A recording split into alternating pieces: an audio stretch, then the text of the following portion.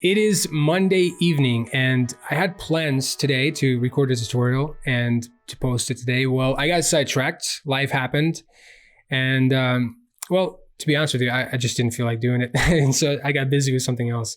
But instead I decided to, hop on tonight right here, and I'm just gonna walk you through some of the things that I'm working on and some of the things that I'm procrastinating on. In fact, let me start with the things that I'm procrastinating on. So this thing right here, it's a modular lower third kid web style that I created probably 7 or 8 months ago and just pushed it aside and completely kind of abandoned it. I mean, it's finished. It's been finished for months, like 7 months. But I think I had to do one more thing to it. Like I had to create some presets for it and just moved on to something else. But let me show you what it is. And I do need to release it. So this is something else I'm planning on releasing. It's just an After Effects project right now, but it's already rigged up, ready to go. It's actually a MOGUD. So I'm showing it to you in After Effects, but essentially it's a MOGUD that you can use in Premiere Pro. And here's what it looks like. It just kind of loads up like this. It's a web style MOGUD. And this thing is fully customizable. I mean, everything, like the size of it, the roundness, the text, the buttons, everything is customizable. And that's why I dragged my feet on this, because I was planning on creating like different presets, different looks, different colors and all of that stuff. And I just moved on to something else. But this thing is fully responsive, like you can extend it and the ins and outs will be the same. Let me undo that. Let me kind of walk you through it so you can kind of see what I'm working on and maybe encourage me to finish it up. So you can adjust, again, just about anything, like the size. You can adjust the size of the bar, like the top, left. I mean, you can do all of this stuff. Let me undo this. You get the idea. I mean, if you've seen my other MOGUDs, you probably get the concept. Even like the loading circles, you can turn them on, off. The same thing, at the end as well. You can also adjust the cursor size. You can make it extremely big, and it's fully responsive too. Like it actually hovers over the area. Like as you can see, it will come on, and when it hovers over it, the thing lights up. You can change the colors of it. It's very handy. I mean, you can do the size of the buttons, make them bigger. You get the idea. So let's keep going. Whoops. All right. What else can we do here? Well, you can do all kinds of stuff. You can do roundness. You can adjust, for example, for the button. You can come over here and make it completely flat, maybe not so flat. You get the idea. You can do the same thing for like the blinker, the bar size. You can make it like a flat. Essentially, you can create a custom looking bar or web bar, or it's not just web, but you can customize it to your own liking. Maybe you have like a certain layout of your website. You can create like a subscribe thing for your YouTube channel, for example. Let me show you. So let's do here. Now, obviously we look differently in Premiere, but you can pretty much go to the button text here and say something like subscribe, and maybe this, boom, and then boom, it adjusts. And maybe you want to adjust the color of the button. So maybe you can go to button here and you have color of the fill color and fill over. So right now, like it's blue, right? But then when it hovers over it, it becomes gray. So you can adjust all of these colors. Boom, right now it's gonna be red. So I mean, you can make it like a YouTube bar. I mean, and I was planning, again, I'm gonna make the presets for all of that. But again, I'm just showing you, this is raw, unedited. So what else? You can do stroke. I mean, you can adjust all of that stuff. You can do text, adjust the text for the bar, the spacing, all of that stuff. And let's see, what else? We have button, cursor. Let's go to cursor for a sec. Well, no, let's go to button. You can also do some other things. You can say button with text. You can say button with icons. So in here, I created this drop-down menu with all the icons. You can choose between all kinds of, like a bell, like a notification thing, maybe for Facebook. You can make it smaller, make it more like a round button, star, upload, maybe like a phone number. Or email, like it's like, maybe like your email gets typed out here. And in fact, let's do that right now. So let's go to bar text. Let's edit. We can say something like Sergey. Let's do all caps. Sergey at ukramedia.com. And then when you press OK, boom. And when they type it out, it just previews like this. And then it's a little heavy, but as you can see, it types out. And then the mouse will show up in here and click on it. You get the idea. So that's what I'm working on. A lot of different icons. Again, you can go from download to clock, check, even like a phone. When you're calling somebody, you can do like a phone number. It like types out your number maybe, and then boom, it calls it. Again, so this one was called Modular Lower Third Kid Web Style. Something I'm procrastinating on. So that's one. Let's see, what else do we have? Let me kind of get rid of it. Then this new script that I was actually going to include with the Smart Bundle, but pushed it aside, it's called Smart Counter. And man, I get so many emails, so many comments from people that saw my tutorial where I showed people how to add like commas to your numbers, how to, do that kind of stuff. And the slider has like a limit. It only goes to like 1 million. So this thing gives you all kinds of options. And I'm going to show you here in a second. So for example, you just pick, do you want to have 1,000 separator? Like, do you want it to be a comma or a period? In some countries, it's a comma. In some countries, it's a period. So we're going to go with the comma. In US, it's a comma. And then like decimal separator, let's go with the period. And then how many decimals do we want? Like, let's do 3. You get the idea. Then you would just run it. It would create it for you.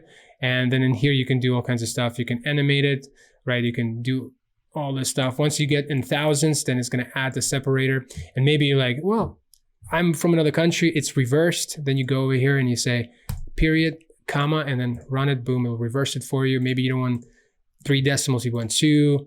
You get the idea, and it's super handy. Now, everything you do here, you can also do in here as well. So that's handy. And then if you don't want any of it, you just set it to blank, boom. And I'm still trying to figure out maybe of a better way to do this, but so far that it's the best way I can do it. Let's animate this thing. So for example, we're maybe going to start from 0 and then go to something like big, something like that. And just to show you that it can go for a long time. I'm typing a bunch of stuff. I mean, it's past 1 million. So this thing doesn't have any limits like the slider does.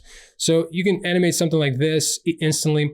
Now I did add something else, this feature right here. It basically adds zeros. But it only has to do with the keyframes, if you have keyframes. So basically right now it starts from 0 and it has like 1 digit, right? But the end result has, 1, 2, 3, 4, 5 digits. What if you wanted to start with 5 digits? Basically with the highest value that you have in your timeline. Well, with that, you just select this, activate this, and then run it. And then it's going to start with 5 digits now, or however many, whatever number you have that's, if you have a bunch of them, it's going to have it takes the biggest keyframe, and that's how many digits you're going to have. So I figured that might be helpful. So that's why I added it. Again, the same things you adjust here, you can adjust in here. You can uncheck that feature, like select this and uncheck it, and then it goes to that. So that can be useful. And again, all of these can be adjusted in here, like this 1,000 separator, decimal separator, number of decimals. So you can say comma, period here, and then maybe like that. You get the idea. So this one's called Smart Counter. It's finished. I just need to release it. Something else I've been procrastinating on. So, but I'll definitely have that released soon, because I think this one will be very helpful for a lot of you, because I get so many questions. I mean, a lot of you are asking how to do this. And I figured instead of showing tutorials how to do it, because it's a lot of code, it'd be easier for me to just create a tool so you can use it instantly without learning how to do that quickly, unless you want to, obviously. All right, so that's the second one. And the third one is the script called Arrowed. And this script is actually created by Tim Thiessen. And if you don't know the story, Tim was a great guy, great father, great friend. And he mentored me. He's the guy that helped me out as I was going through the scripting journey. He just helped me so much. Well, he created this script right before he passed away. If you follow this channel, you remember me talking about it. And he unexpectedly passed away. It was a tragedy, but his family ended up giving me all of his tools, and I've been releasing them, and I've been holding on to this one partially because every time I have, it's hard because I don't always have the time. And when I do have the time, I feel like I won't do it justice by spending a couple hours on it. Like, I feel like I need to spend more time to kind of tell a story about Tim and all that stuff. And so I always kind of pushed it aside. And, but I really think Tim has a son, Jake, who's also getting into motion graphics. He's already like a pretty established video guy, but he's just now entering into motion graphics, and he's pretty good now. And I thought it'd be cool if Jake did a video on how to use this. Like, I think it would be so cool. And it would make my day. So I'll talk to Jake about that. But this tool is really neat. Let me show you like quickly what it does without telling too much. So you just create whatever path you want. You find your path. It can be a mask. You just select the path, right? You select it and then just run it. And based on your path that you selected, it creates an arrow, and you can like do all kinds of stuff. You can make it more high res when you're done, like low res, and you can adjust all the parameters. You can trim it, offset it and animate it. I mean, this is a very useful tool. Like you can use it for motion graphic stuff. I mean, yeah, very useful tool. So it is the last tool that Tim created before he passed away, Arrowed. And yeah, we need to release that as well. Something else I've been procrastinating on, but I really would love for Jake to do it. So yeah, those are the 3 things I've been procrastinating on, but I have a lot more. I have a list right here. I carry this with me everywhere. Ideas come to you like right away. And as soon as it comes, it also leaves really fast. So if you don't carry this, you miss out on a lot of ideas. In fact, if you've been following this channel, I released smart tools, like a month or so ago. And those tools, I mean, I created them in 1 week. And then I took a couple of weeks to polish them because, with scripts, it's not like a motion graphic project. You don't just finish it and duct tape it together and then wishing for the best. I mean, you can't really do that. It's not baked, right? It's interactive thing. So when you release a script, it needs to work properly. All the things need to be polished. And so that's why I like to take my time. When I finish scripts so fast, it makes me nervous because it feels like I did it too fast. Like it's like if you go to a restaurant and then you just ordered your food and then like a minute later it shows up. You're like, all right, listen, like I'm no genius here, but it didn't take a minute to cook that chicken. Something's not right? The same thing with scripts. I feel like it's the same way. But the reason why I was able to create so many scripts in 1 week is because I've been putting ideas into this thing like over time. Like, oh, I'll need this. And then eventually just opened up. I'm like, I'm doing this, done. So I highly recommend that you have a notepad next to you all the time. Write it. I know this is bizarre, but the best ideas come when you're in the shower. I even have it sometimes next to the shower. I'm constantly writing things down. All right, well, hey, that's all I got tonight. I mean, I have way more things that I can talk to you about, but anyway, just wanted to hop on here and kind of update you on what I'm working on. If you're not a part of our mentoring group on Facebook, it's totally free. So be sure you join that. Go to ukramedia.com/community. But in the meantime, my name is Sergey Praknevsky, and this is ukramedia.com.